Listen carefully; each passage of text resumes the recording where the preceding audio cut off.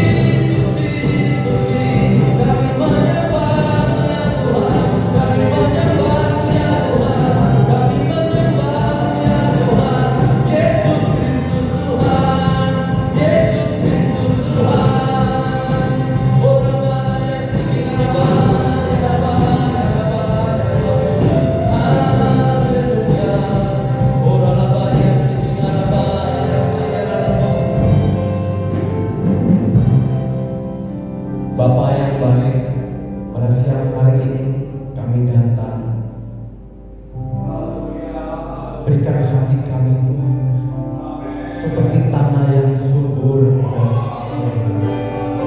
Dengan firman ini yang Kau sampaikan lewat hamba-Mu yang bukan siapa-siapa itu boleh menjadi benih yang bertumbuh dan berbuah lebat. Terima kasih buat semua kebaikan-Mu. Kami anak-anak-Mu ya Tuhan. Kami berada di tempat ini bukan suatu kebetulan ya Tuhan, tetapi Engkau yang sudah memilih setiap kami untuk menjadi anak-anak-Mu, untuk menjadi pelayan-pelayan-Mu, untuk menjadi hamba-hamba-Mu, untuk menjadi sahabat-Mu, untuk menjadi kekasih hati-Mu ya Tuhan, untuk Tuhan Yesus menjadi mempelai-mempelai-Mu ya Bapa. Terima kasih Tuhan buat semua kebaikan. Urapi setiap kami pagi hari ini, lembutkan hati kami untuk kami mendengarkan firman Tuhan. Terima kasih Bapa, kami siap mendengarkan firman Tuhan. Di dalam nama Tuhan Yesus kami berdoa dan mengucap syukur. Sama-sama kita katakan amin. Silakan duduk Bapak Ibu Saudara. Shalom semua. Selamat siang. Selamat pagi ya. Selamat siang, selamat pagi. Perkenalkan, nama saya Peter. Saya juga aslinya dari Bangka, tapi saya tinggal di Jakarta. Saya bersyukur dan berterima kasih kepada Bapak Gembala di tempat ini, untuk Pak Daniel, untuk Bu Yohana, serta rekan-rekan guru dan semua pengerja di tempat ini. Saya boleh berdiri di tempat ini karena kemurahan Tuhan. Shalom semua, sekali lagi shalom. Firman Tuhan pada siang hari ini berjudul persiapkan dirimu, ini masa tuanya. Saudara percaya bahwa akhir-akhir ini kita menjalani yang namanya akhir zaman. Saudara percaya bahwa akhir-akhir ini kita boleh melihat keadaan dunia tidak menyenangkan. Banyak terjadi sesuatu yang hal membuat kita, kok bisa terjadi perang, kok ada gempa bumi, ada hal-hal yang digoncangkan. Tetapi percaya Tuhan, ini adalah tujuan Tuhan ketika kita anak-anak Tuhan akan melihat ada penuaian-penuaian besar terjadi. Amin. Apa yang harus kita persiapkan sebagai untuk menyambut masa tuaian ini, untuk mengalami masa tuaian ini? Saudara-saudara, bagaimana kita sebagai orang Kristen, kalau kita sendiri yang sudah percaya Tuhan, kita sendiri mesti mengalami yang namanya lemah? Tidak mungkin kan? Kita harus kuat, kita harus menang dalam Tuhan. Nah, salah satu persiapan dari kita adalah bagaimana kita menjadi seorang pemenang. Amin. Kita harus menjadi seorang pemenang, karena dalam firman Tuhan di Perjanjian Baru ada 7 kata menang. Ada 7 kata menang yang Tuhan Yesus sampaikan lewat hambanya Yohanes. Dia berkata, jadilah pemenang.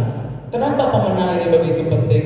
Karena kita anak-anak Tuhan jangan sampai kalah. Masalah boleh ada, problema boleh berat, sesuatu seakan-akan tidak ada jalan keluar, tetapi kita percaya ada Tuhan yang membawa kita menjadi sebagai seorang pemenang.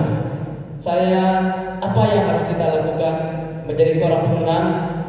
Mari kita buka dalam Matius 6 ayat 33. Bisa ditampilkan Matius 6 ayat 33.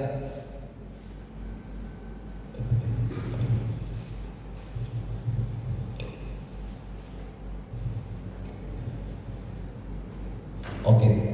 Tetapi carilah dahulu kerajaan Allah dan kebenarannya, maka semuanya itu akan ditambahkan kepadamu. Menjadi seorang pemenang, saudara tidak bisa mencari hal yang lain, tetapi saudara harus mencari yang namanya kerajaan Allah. Dan dalam firman Tuhan, mari kita buka di dalam Wahyu 2 ayat 7. Kita akan melihat bagaimana pentingnya arti dari kata pemenang ini, sampai Tuhan berbicara 7 kali kepada 7 jemaat. Kita dibuka dalam Wahyu 2 ayat 7. Ini Tuhan Yesus berkata kepada jemaat di Efesus, ya saudara-saudara. Wahyu 2 ayat 7 dia berkata begini. Siapa bertelinga hendaklah ia mendengarkan apa yang dikatakan Roh kepada jemaat-jemaat. Nah, ini penting nih. Barang siapa menang, dia akan kuberikan makan dari pohon kehidupan yang ada di Taman Firdaus Allah. Kalau ada yang menang, pasti ada yang kalah. Di tempat ini Tuhan kita tidak mau kita menjadi orang yang kalah. Tuhan mau kita menjadi orang yang menang. Semangat, pokoknya semangat dalam Tuhan. Saya lebih dari pemenang. Perkataan itu ketika kau menghadapi masalah. Perkataan itu kalau kau menghadapi sakit, penyakit atau apapun juga, katakan aku lebih dari pemenang. Itu kepada jemaat di Efesus. Yang kedua kepada jemaat di Smyrna, buka di Wahyu 2 ayat 11. Ini kepada jemaat di Smyrna. Siapa bertelinga, hendaklah ia mendengarkan apa yang dikatakan Roh kepada jemaat-jemaat. Barang siapa menang, ia akan menderita apa-apa. Ia tidak akan menderita apa-apa oleh kematian yang kedua. Nah, di sini dikatakan siapa yang menang, dia tidak menderita apa-apa pada kematian yang kedua. Artinya apa? Kita mengalami dua kematian. Pertama, kematian yang pertama yang di dunia ini ketika kita meninggalkan jasad atau tubuh ini. Nah, yang kedua kita mengalami kematian di mana kita dibangkitkan dan diberikan hidup yang kekal oleh siapa? Oleh Bapa kita yang di surga. Itu yang Tuhan Yesus sediakan, di mana kita tidak mati lagi untuk yang kedua kali. Artinya apa? Kalau kita mati yang kedua, kalau kita tidak mengalami kematian itu, kita akan hidup di tempat yang gelap, tempat yang penuh dengan siksaan api neraka. Itulah mati kedua. Jadi pilihan kita ada dua jalan di dalam dunia. Ada apa? Ada dua jalan, lebar dan sempit, mana kau pilih? Ya kan? Jalan yang lebar itu kelihatannya gampang nggak, saudara? Gampang. Tapi di situ saudara tidak mengalami namanya tantangan. Saudara akan tiba ke tujuan, tapi saudara akan menemukan yang artinya apa? Kalian tidak menyalibkan daging. Kalian hidup dengan kompromi dengan dosa. Ya, mungkin berdosa tetap berdosa. Kalian jalan terus, dan ujungnya adalah mau. Tetapi jalan yang sempit artinya apa?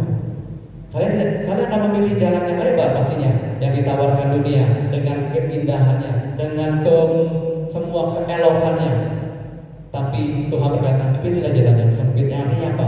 Di jalan itu kalian akan menemunya namanya hidup yang kekal. Dan ketiga, Tuhan berkata kepada jemaat di Pergamus dalam Wahyu 2 ayat 17.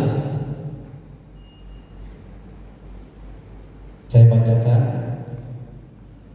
Siapa bertelinga, hendaklah ia mendengarkan apa yang dikatakan Roh kepada jemaat-jemaat. Barang siapa menang, kepadanya akan kuberikan dari mana yang tersembunyi, dan aku akan mengaruniakan kepadanya batu putih yang di atasnya tertulis nama baru yang tidak diketahui oleh siapapun selain oleh yang menerimanya. Artinya apa? Mana itu, saudara tahu apa? Mana itu adalah seperti roti yang Tuhan sediakan kepada bangsa Israel ketika mereka keluar dari Mesir. Di padang pasir itu, di padang gurun itu selama berapa? Selama 40 tahun mereka mengembara. Dan setiap hari ketika malam hari udara di sana dingin sekali. Tapi apa? Tuhan memberikan mereka apa? Tiang api supaya mereka panas, hangat. Ya kan? Gak kedinginan.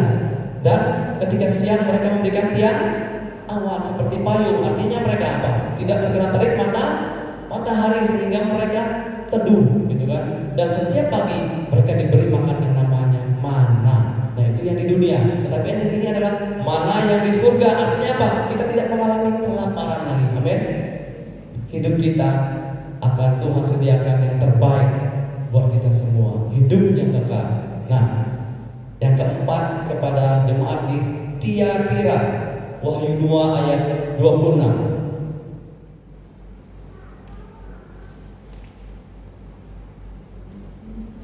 Dan barang siapa menang dan melakukan pekerjaanku sampai kesudahannya, kepadanya akan kukaruniakan kuasa atas bangsa-bangsa.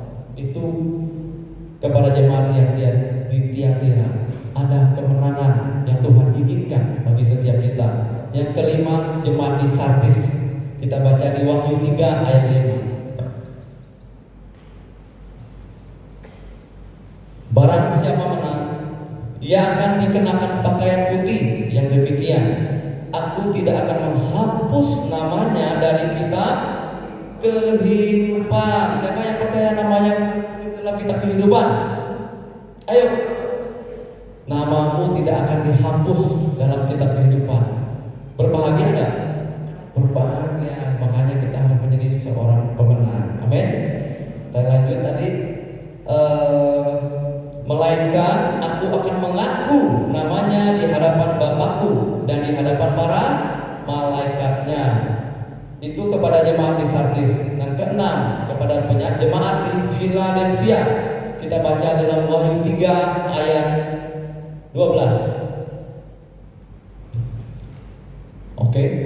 Barang siapa menang, ia akan menjadikan soko guru di dalam bait suci Allahku, dan ia tidak akan keluar lagi dari situ, dan padanya akan kutuliskan nama Allahku, nama kota Allahku, yaitu Yerusalem baru yang turun dari surga dari Allahku, dan namaku yang baru. Yang terakhir kepada jemaat di Laodikia, Wahyu 3 ayat 21. Oke. Barang siapa menang, ia akan kududukan bersama-sama dengan aku di atas tahtaku, sebagaimana aku pun telah menang dan duduk bersama-sama dengan Bapakku di atas tahtanya. Betapa Tuhan merindukan jemaat pesaren pun mengalami hal yang sama. Tuhan mau sampaikan, jadilah pemenang, jadilah pemenang. Bukan berarti kita jadi pemenang, tidak ada apa-apa yang kita terima di situ. Dari bagi setiap jemaat, ada 7 jemaat itu, ada berbagai macam yang Tuhan janjikan. Kita percaya kalau kita menjadi seorang pemenang, kita akan bisa memenangkan orang lain. Bagaimana kalau kita bisa memenangkan orang lain kalau hati kita sendiri pun bukan sebagai seorang pemenang? Kebalikan dari pemenang adalah apa?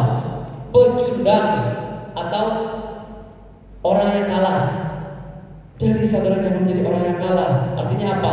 Dalam kehidupan sehari-hari ada orang yang mengatai-ngatai saudara tentang hal-hal yang mungkin memfitnah saudara atau membuat saudara merasa sakit hati. Kalau kalian tidak melakukan firman Tuhan, kasihilah musuhmu, berdoalah buat mereka. Bagaimana mungkin engkau dapat mendoakan orang itu kalau orang itu belum percaya kepada Tuhan? Itu bisa saja orang yang terdekat kita. Siapa? Orang tua kita, anak-anak kita, saudara-saudara kita. Tuhan ingin kita mendoakan mereka. Jadilah pemenang. Apalagi kalian belum sampai diludahi, kalian belum sampai dipukul, kalian belum sampai dicuri, kalian belum sampai mungkin sesuatu hal yang membuat kalian kehilangan sesuatu yang berharga. Tetapi Tuhan berkata apa? Kasihilah sesamamu manusia. Tuhan Yesus begitu ajaib. Saya dulu memiliki latar belakang penghujung mungkin sama dengan sebagian dari saudara di tempat ini, ya kan? Aji-aji, asuh-asuh, ako-ako, ace-ace gitu kan, akhil gitu kan, panggilannya kan. Saya juga mengalami yang namanya dulu penyembahan kepada apa? Patung-patung, ya kan? Ada pohon besar, kita datangin, kita sembahyang gitu kan di pohon itu. Nggak tahu tuh ngapain. Terus ada batu besar, kita datang, tancap apa? Garu dulu ya. Tapi Tuhan baik. Ketika saya mengalami sakit yang membuat saya meninggalkan tubuh saya, saudara percaya, ketika saya SMP, saya tidak melakukan pembunuhan, saya tidak melakukan dosa yang seperti manapun. Tapi ketika roh saya keluar dari tubuh ini, saudara, saya mengalami yang namanya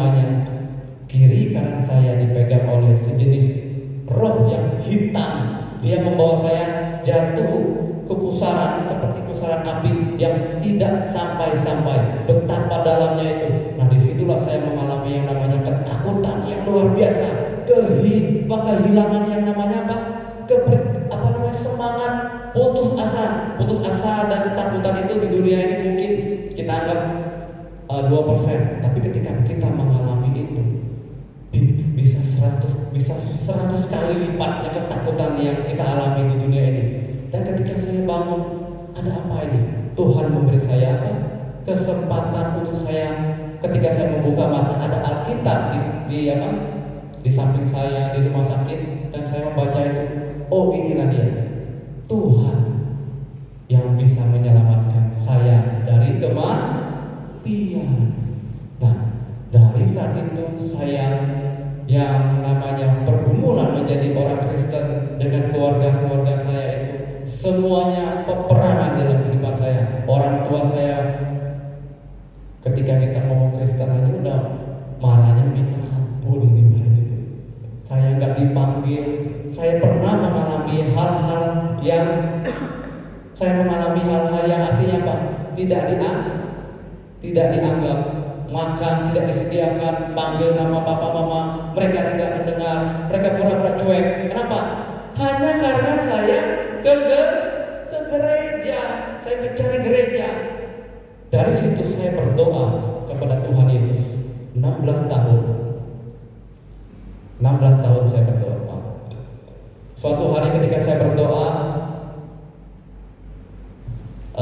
jam 1 sampai jam 4 pagi saya tidak bisa tidur, saya berbahasa roh, saya doa. Terus setelah saya berdoa, saya diam, saya tanya, Roh Kudus, Tuhan, apa yang harus saya lakukan? Apa yang mau Tuhan sampaikan buat saya? Dan saya seperti berbincang-bincang dengan Roh Kudus, di bilang, Peter, hari ini kamu harus pulang Bangka. Hari itu saya harus melayani ibadah, dan sampai jam 12 itu Roh Kudus seperti cerewet sekali, dia bilang, Peter pulang. Saya udah tanya pagi itu, kenapa mesti pulang nih Tuhan? Injili orang tuamu, injili keluargamu, pulang Bangka. Emang harus hari ini? Saya bilang, saya masih bawel gitu, masih bertanya-tanya, emang harus hari ini saya pulang? Iya, harus hari ini. Sampai makan siang saya ngomong sama istri saya bilang, Mi, saya mesti pulang Bangka hari ini. Ngapain pulang Bangka kok mendadak? Mau izin orang tua. Tapi istri saya bilang, ya udah cari tiket. Begitu gampangnya dia bilang cari tiket. Jadi saya cari di Traveloka, saya dapat penerbangan malam. Saya pulang langsung dari tempat makan, saya ambil tas, saya berangkat pulang ke rumah. Saya bilang perkataan Tuhan, saya ikuti apa maumu. Saya pulang, saya akan berkata siapa Tuhan yang benar itu. Sampai di rumah orang tua saya kaget, kok pulang mendadak, nggak kasih tahu. Tiba-tiba sore udah di rumah, pas jam makan itu habis makan mereka kumpul gitu kan. Ini dalam hati saya ini keraguan itu ada timbul. Saya berkatakan ini, tapi mereka pasti marah nih. Kenapa? Seperti batu bata dilempar kepada tembok itu yang pecah mana? Batu batanya kan yang pecah kan? Itu sering saya belum ngomong aja udah kabur gitu kan? Belum ngomong aja udah hilang. Saya bilang, saat Koko pulang, ada adik saya jadi panggil Koko, ada bapak mama itu. Saya bilang, Koko pulang karena Koko mau kasih tahu siapa Tuhan yang benar.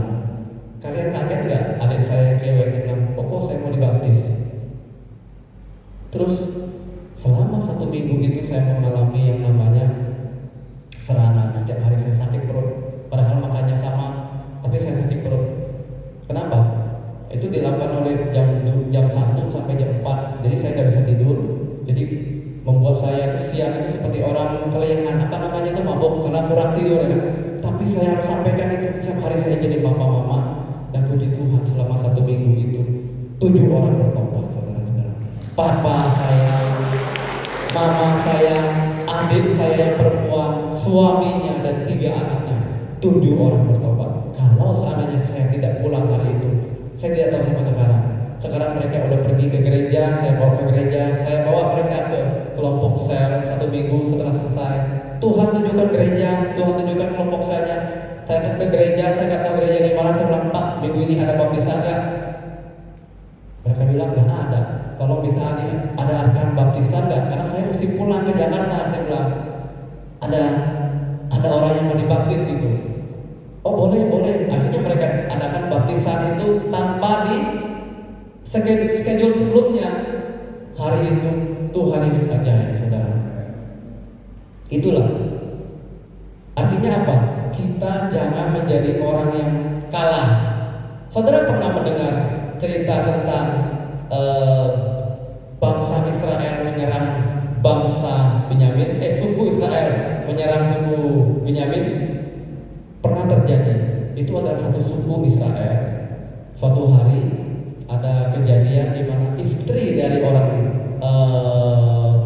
Israel ini dia diperkosa dan mati, dan akhirnya dipotong dari tubuhnya itu 12 bagian. Zaman dulu ya, zaman sekarang jangan.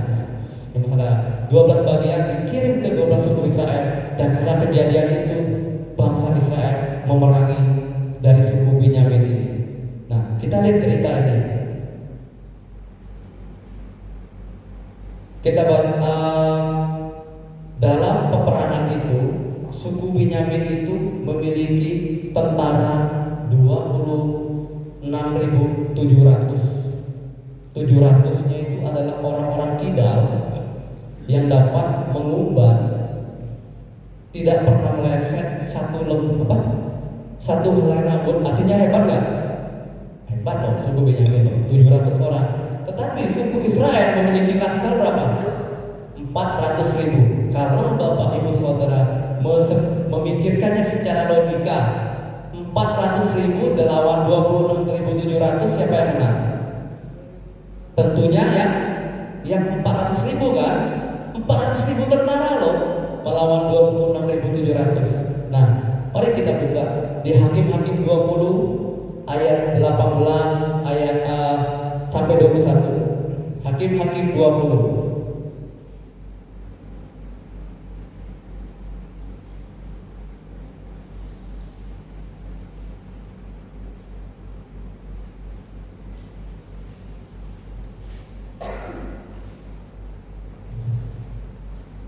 Hakim-Hakim 20 ayat 18 sampai 21. Nah, ini yang dilakukan oleh orang Israel. Lalu orang Israel berangkat dan maju ke Betel. Di sana mereka bertanya kepada Allah, siapakah dari kami yang lebih dahulu maju berperang melawan Bani Benyamin? Jawab Tuhan, suku Yehuda lah lebih dahulu. Lalu orang-orang Israel bangun pagi-pagi dan berkemah mengepung Gibea. Kemudian majulah orang-orang Israel berperang melawan suku Benyamin. Orang-orang Israel mengatur barisan perangnya melawan mereka dekat Gibea. Juga Bani Benyamin maju menyerang dari Gibea dan menggugurkan ke bumi 22.000 orang dari antara orang Israel pada hari itu. Menang apa kalah? Kalah, saudara. Dan yang lebih kalian bertanya-tanya, orang Israel ini mereka bertanya kepada Tuhan loh. Mereka bertanya kepada Tuhan loh. Mereka bertanya kepada Tuhan dan minta jawaban dari Tuhan. Dan jawaban Tuhan apa? Perang, pergi kan? Tetapi mereka kalah. Pernah nggak saudara mengalami hal, saya sudah doa Tuhan dan Tuhan memberikan saya jawaban A dan saya lakukan A, tapi kok gagal? Pernah nggak? Pernah. Nah, itulah dari tadi jangan menyerah, kalian harus jadi pemenang. Nah, ketika itu orang Israel tidak berputus asa. Yang kedua, baca di Hakim-Hakim 20 ayat 22 sampai 25.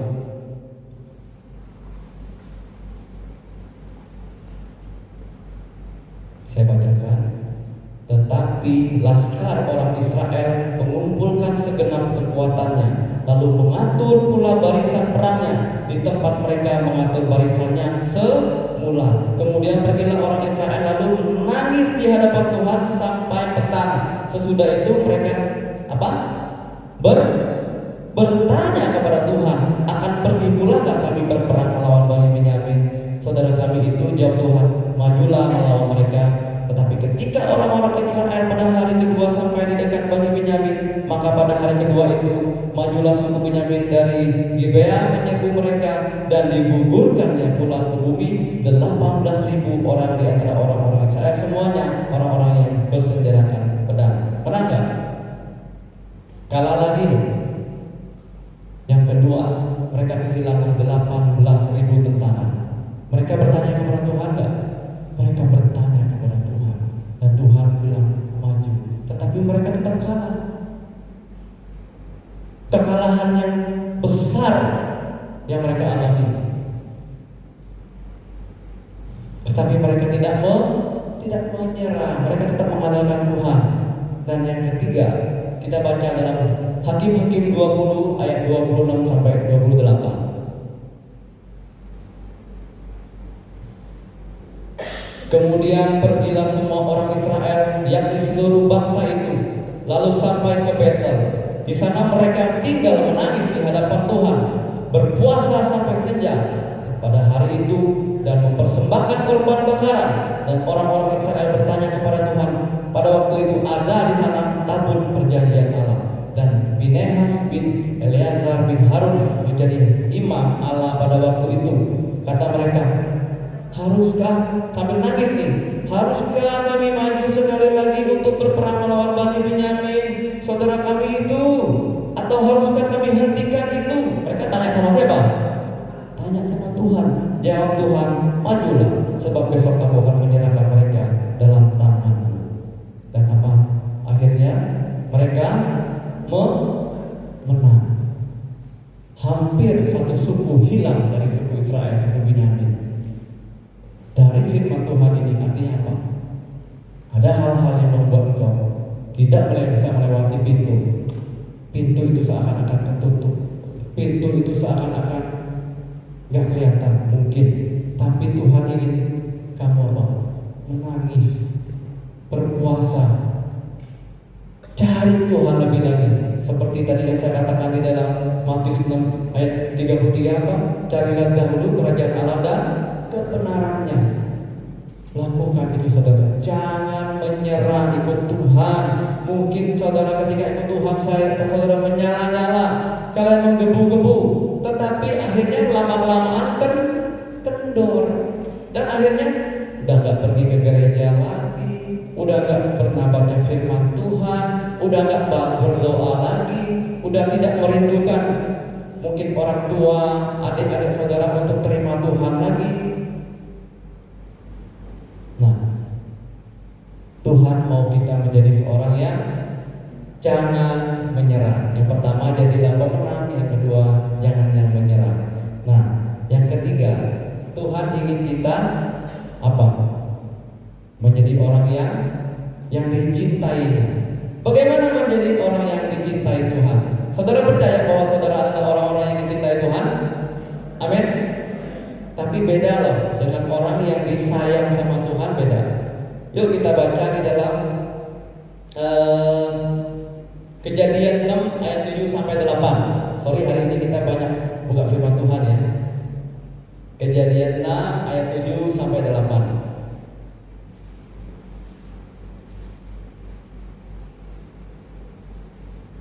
Saya bacakan ya.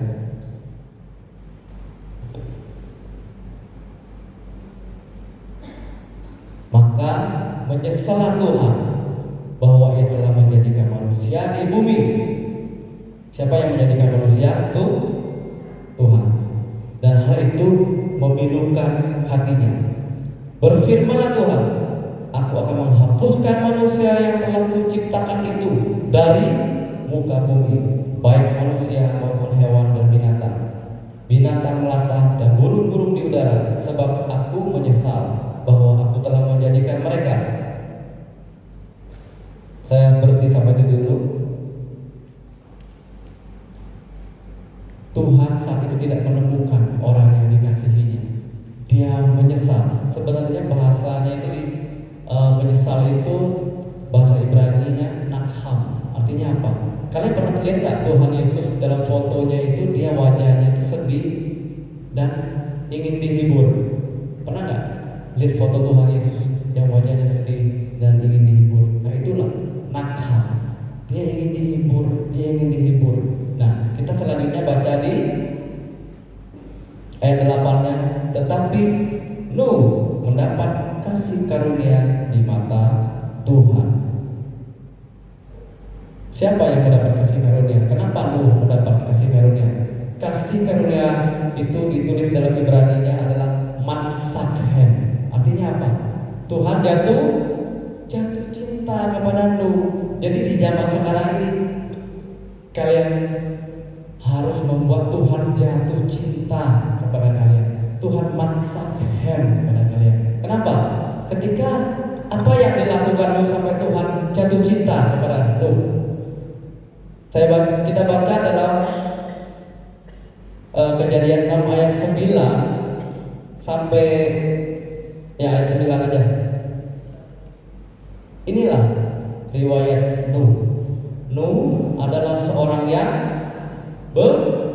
benar dan tidak bercela di antara orang-orang sejamannya, dan Nuh itu hidup bergaul dengan Allah. Orang yang benar itu bahasa Ibrani sadik, yang tidak bercela itu adalah tamim, dan dia halek, yang artinya bergaul erat dengan Tuhan. Nah, Tuhan ingin kita melakukan itu supaya Tuhan jatuh cinta kepada kita. Jangan melakukan dosa terus, menyakiti Tuhan. Dalam arti kata apa? Kita membiarkan tubuh ini adalah apa? Bait Allah. Tuhan ingin bait Allah itu kudus, tidak bercacat, tidak bercela. Jadi kita harus hidup secara sadik, tamim, dan halek. Artinya apa? Hidup dekat dengan Tuhan. Halek dengan Tuhan. Artinya apa? Ada satu kata lagi di dalam Alkitab. Siapa yang halek dengan Tuhan? Henok. Dia halek dengan Tuhan. Hidupnya dicintai Tuhan. Jadi aku, aso, ace di tempat ini, hiduplah di dalam Tuhan supaya Tuhan mencintai Bapak, Ibu, saudara-saudara di tempat ini, di Pesaren ini. Pesaren ini saya baru pertama kali datang ke tempat ini. Puji Tuhan, saya diberkati. Kenapa? Saya percaya di tempat ini Pesaren ini akan digunakan untuk kemuliaan nama Tuhan. Amin. Satu, jadilah pemenang. Kedua, sabar menghadapi setiap tantangan cobaan kalian. Seperti suku Israel tadi, sabar, tetap bertanya kepada Tuhan. Ketiga apa? Hidup dicintai oleh Tuhan, seperti Nuh, saudara-saudara. Dan ada pesan Tuhan yang terakhir buat Bapak Ibu saudara di tempat ini. Baca dalam Matius 28 ayat 19 sampai 20.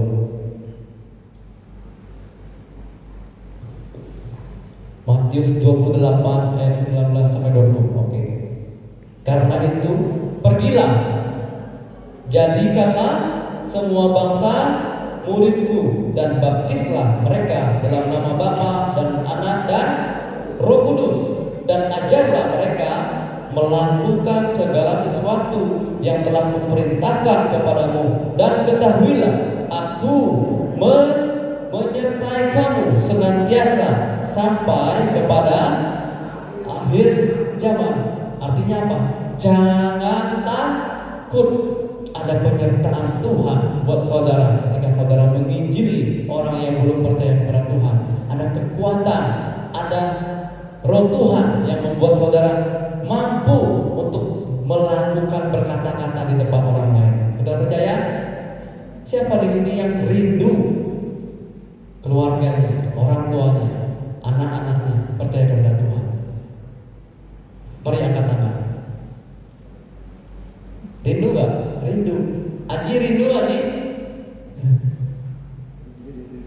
Aji rindu? Rindu. Mulai hari ini doa, tak putus-putusnya sama Tuhan. Minta Tuhan yang memampukan. Kita hanya berdoa, injili. Dengan siapa? Dengan apa arti? Dengan caranya? Dengan perbuatan kita. Berbuat baik, berbuat benar, gitu kan. Asuk kita soy.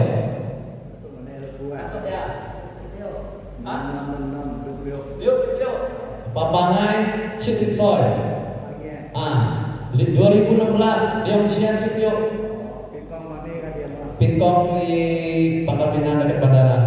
Papa saya 2016 terima Tuhan. Dia adalah orang yang kuat dalam penyembahan berhalanya. Dia tuh sampai dia katakan orang itu apa? Dikhe apa? Dikasih itu sama wajah ya. Ya, artinya apa? Zaman dulu itu anak-anak itu dipersembahkan kepada dewa-dewa. Wajah, wanki, wan kung ya. Sampai nama papa saya itu diganti dari Chin Nam Fo menjadi Kwan Kim. Kan beda. Karena dipersembahkan kepada berhala-berhala yang tidak bisa melakukan apa-apa. Mereka cuma berhala. Ketika kalian sakit, kalian minta tolong, nggak mungkin dia bisa jawab. Tetapi hanya Tuhan Yesus yang bisa menjawab ketika kalian bertanya. Amin. Hanya Tuhan Yesus. Kenapa? Saya sudah mengalaminya. Papa saya sampai hari ini dari bujang, ibaratnya dia merokok, perkataannya kotor, dia berjudi, segala sesuatu dia lakukan, dia anggap dirinya hebat, dia sehat, dia kuat, dia benar, dia anggap. Kamu mau menasihati papa saya, aduh, susah, sulit, gitu aja. Sulit, bukan sulit lagi, sulit, gitu kan, ibaratnya. Begitulah orang tua dulu, anaknya ngomong, wah saya dipukul sama bapak. Kalau zaman dulu kita namanya dipukul sama orang tua. Mau salah gimana pun, dia pulang dari laut, dia pulang dari pantai, apa ke laut mencari ikan, atau dia pergi ke kebun, salah sedikit kita dipukul. Apa salah saya gitu kan? Gak ada salah, dipukul juga itu. Nah orang tua begitu. Jadi ketika dia bertobat, ada pemulihan saya dan papa saya. Saya tidak sakit hati lagi sama papa saya. Papa saya yang dulunya gak pernah bisa peluk saya, ketika dia percaya Tuhan, dia peluk saya. Itulah sukacita saya ketika orang tua saya bertobat dan terima Tuhan Yesus. Saya pasti percaya kalian semua merindukan hal seperti itu. Amin ya. Zaman dulu mana ada orang tua yang gak mau, ada yang gampang peluk anaknya kalau udah gede,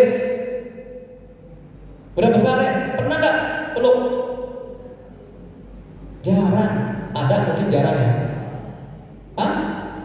Ada. Kalau zaman sekarang udah banyak. Saya ada bawa anak saya satu di belakang, namanya Charlotte. Itu anak saya. Ya kan? Dia udah kuliah, tapi dia ambil waktu untuk misi di tempat ini. Saya sama anak saya setiap hari saya peluk, saya cium, saya bisa. Tapi zaman dulu boro-boro dipeluk, ulang tahun saya aja lupa gitu kan. Sakit terus kapan juga nggak tahu mereka, lewat aja gitu kan. Sampai saya umur 17 kayaknya nggak pernah dipilih saya bilang.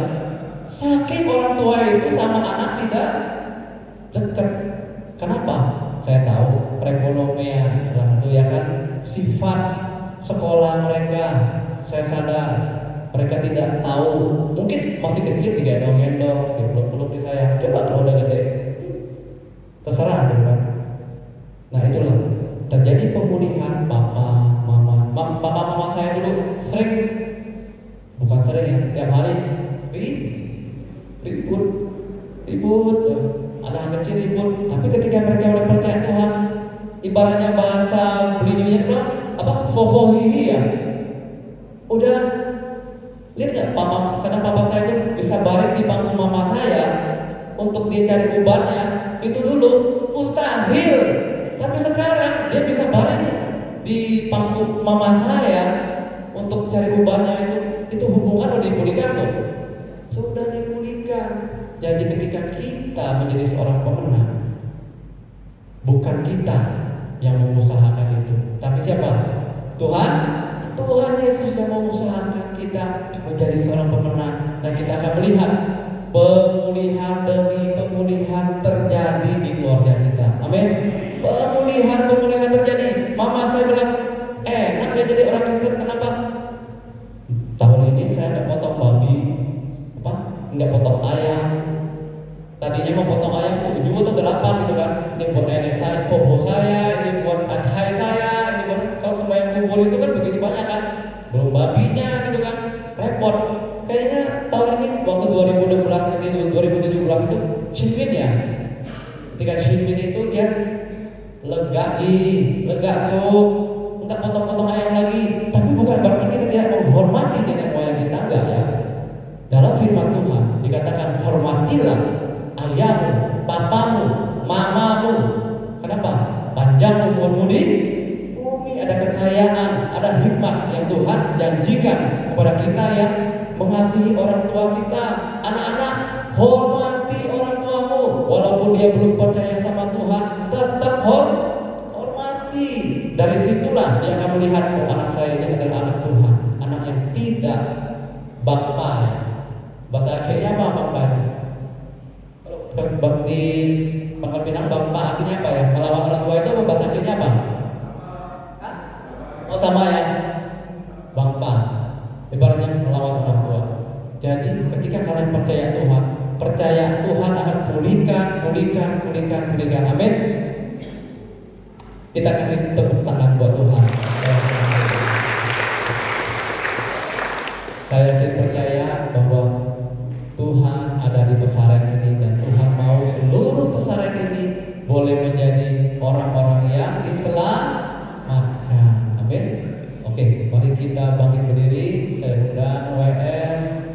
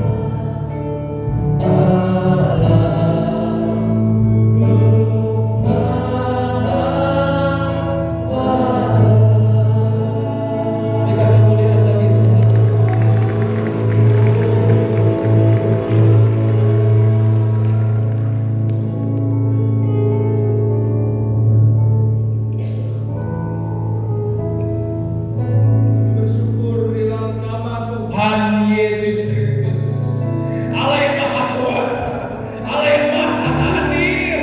Kau hadir di tempat ini, Allah yang Maha Tahu, Allah yang mengetahui apa yang menjadi pergumulan hidup kami. Dan kalau Kau menjadikan kami menjadi seorang pembenar, bahkan lebih dari pembenar, karena kuasa yang lagi hadir di tempat ini. Kami bersyukur Tuhan buat kasih karunia ilahi, buat kesempatan kami melihat kemuliaan ilahi. Ada saatnya Tuhan, kemuliaan Tuhan hadir Tuhan melalui anak-anak-Mu di tempat ini, melalui umat-Mu Tuhan, melalui jemaat-Mu Tuhan, di mana Kau telah mengirimkan hamba-Mu Tuhan, Bapak Peter Lia Tuhan, ke tempat ini untuk menjadi berkat. Melalui kesaksian pribadinya, melalui firman yang Kau tahu, tidak akan pernah sia-sia. Kesaksian yang hidup memberkati kami, firman-Nya yang hidup memberkati kami. Kami bersyukur Kau berkati hamba-Mu Tuhan, Bapak Majelis Peter Tuhan, di dalam setiap pelayanannya, bahkan keluarganya, bahkan apapun yang dikerjakan ya Tuhan, nama Tuhan dipermuliakan. Terima kasih Tuhan, terima kasih Tuhan. Kami boleh menerima lawatan Tuhan pada pagi hari ini Tuhan. Kami boleh menerima pemulihan Tuhan pada pagi hari ini. Keluarga-keluarga dipulihkan, sakit penyakit disembuhkan. Orang tua, kerinduan orang tua kami Tuhan untuk mendatang pada Tuhan, Engkau jawab segala doa-doa kami. Terima kasih Tuhan, terima kasih Bapak. Kemuliaan, Mas, kemuliaan hadir di tempat ini. Itu penyertaan Tuhan, itu kasih karunia Tuhan. Sekali lagi kami bersyukur di dalam nama Tuhan Yesus Kristus. Kami bersyukur kami diberikan kesempatan untuk melayani sampai hari ini. Semua karena kasih karunia Tuhan. Terpujilah nama Tuhan, terpujilah nama Yesus. Kami mengucap syukur di dalam nama Tuhan Yesus Kristus. Haleluya. Amin. Amin. Puji nama Tuhan. Silakan duduk teman yang kasih Tuhan. Puji nama Tuhan, kita sudah menerima lawatan Tuhan yang luar biasa. Terima kasih hamba-Nya Bapak Peter Liao yang jauh-jauh datang dari Jakarta ke tempat ini beserta dengan tim PIC Murida Church dari Jakarta yang memberikan waktunya, ya, yang mempersembahkan waktunya untuk pesantren dan sekitarnya, untuk kita boleh diberkati, untuk kita boleh melihat kemuliaan Tuhan. Semua karena kasih karunia Tuhan yang hadir dalam kehidupan kita pada saat ini. Saya percaya melalui ibadah pada saat ini ada pemulihan terjadi, ada kesembuhan terjadi, ada lawatan Tuhan. Ya. Dan sekali lagi sampaikan salam kami dari Gereja Bethel Indonesia, Jemaat Pesantren, jemaat dan kami semua para pelayan Tuhan, secara khusus kepada hamba-Nya Bapak Samuel Gunawan, Bapak Pendeta Samuel Gunawan, beserta Bapak Pendeta Yoga Gunawan yang beliau juga pernah menyempatkan diri dan datang ke tempat ini. Ya, semua untuk kemuliaan nama Tuhan. Apapun yang ditabur bagi kita semua di tempat ini, Tuhan sedang menyatakan lawatan Tuhan. Tuhan sedang menyatakan kemuliaan Tuhan. Saya terlalu yakin. Saya terlalu yakin. Dan pada saat ini sekali lagi kita semua berharap ini bukan kali pertama. Amin. Dan selanjutnya pasti tim dari PIC akan hadir kembali untuk memberkati jiwa-jiwa di tempat ini. Ya, kami sudah banyak merasakan lawatan Tuhan dan saatnya penuaian terjadi. Ya, dan Tuhan memberkati kita semua. Amin. Ada sedikit pengumuman untuk ibadah seperti biasa. Ibadah doa kita diadakan setiap hari Selasa dan ibadah WBI tetap diadakan seperti hari biasa, hari Kamis seperti biasa, dan ibadah youth juga diadakan setiap hari Sabtu, ya, jam 6 sore. Kemudian minggu yang akan datang hari Minggu, ibadah setelah Minggu disertai ibadah umrah jam 9 pagi seperti biasa. Biarlah setiap ibadah kita boleh merasakan lawatan Tuhan. Kita bukan saja hadir untuk apa? Untuk duduk diam dengar, tapi untuk duduk diam dan diberkati dan menyatakan kemuliaan Tuhan. Sebagai orang beriman, sebagai orang Kristen, kita harus jadi berkat dan memberkati. Tuhan Yesus memberkati. Kita sama-sama tutup ibadah ini dengan doa. Kita sama-sama bangkit berdiri. Kita akan sangat pujian, glory, haleluya.